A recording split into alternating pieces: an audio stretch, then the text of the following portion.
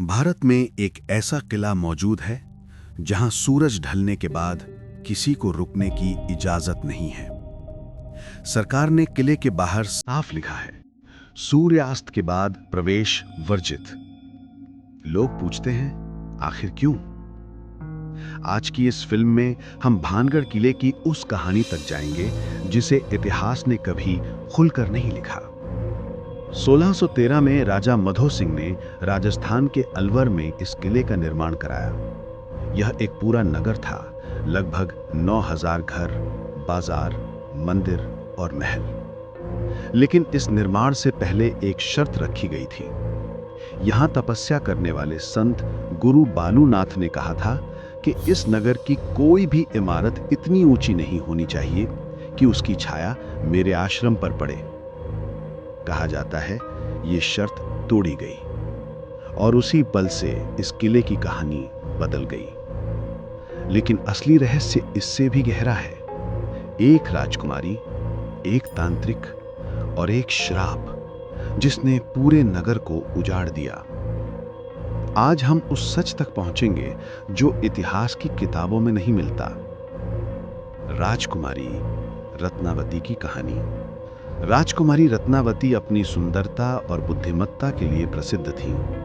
कहा जाता है कि उनके 18वें जन्मदिन पर दूर दूर से राजकुमार प्रस्ताव लेकर आते थे। लेकिन एक व्यक्ति उनके प्रति आसक्त हो चुका था, एक तांत्रिक जिसका नाम था सिंघ्या। वो जानता था कि राजकुमारी उससे कभी प्रेम नहीं करेंगी, इसलिए उसने काला जादू आजमाने का निर्णय लिया। एक दिन राजकुमारी की दासियां बाजार में इत्र और सुगंधित तेल खरीद रही थी। सिंघ्या ने उस तेल पर मंत्र पढ़कर उसे अपने वश में करने की कोशिश की, लेकिन राजकुमारी इस चाल को समझ गई। उन्होंने उस तेल को एक बड़े पत्थर पर फेंक दिया।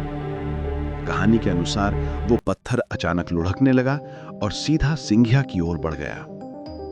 मरते मरते सिंघ्या ने श्राप दिया, ये पूरा नगर नष्ट हो जाएगा, यहां कोई नहीं बसेगा, जो भी यहां रहेगा वो मर जाएगा।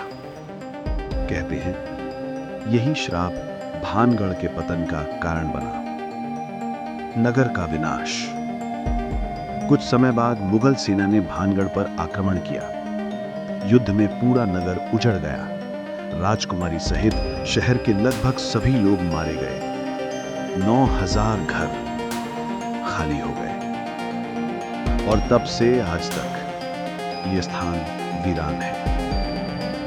The evidence and the truth. आज भारतीय पुरातत्व सर्वेक्षण विभाग ने यहां स्पष्ट आदेश लगाया है कि सूर्यास्त के बाद प्रवेश नहीं किया जा सकता। स्थानीय लोग दावा करते हैं कि रात में यहां पायल की आवाजें सुनाई देती हैं, किसी के रोने की ध्वनि आती है और कुछ आकृतियां दिखाई देती हैं। लेकिन ये बातें प्रमाणित नहीं है। इतिहास का दृष्टिकोण। इतिहासकारों का कहना है कि भानगढ़ का विनाश मुगल आक्रमण, सूखे और राजनीतिक अस्थिरता का परिणाम था। पर सवाल ये भी उठता है कि यदि ये केवल इतिहास का प्रभाव था, तो इतने वर्षों बाद भी यहां कोई क्यों नहीं बस पाया? यही विरोधाभास भानगढ़ को भारत का सबसे रहस्यमयी स्थान बनाता है। अब भी अनसुलझा। कुछ बातें विज्ञान से परे होती हैं। शायद ये श्राप है, शायद मन का भ्रम, शायद इतिहास का धुंधला पन्ना। लेकिन एक बात तय है, भानगढ़ आज भी भारत के सबसे रहस्यमयी स्थानों में से एक है। दिन में यह एक सुंदर ऐतिहासिक धरोहर दिखाई देती है, पर जैसे ही शाम होती है, ये जगह बिल्कुल बदल जाती है।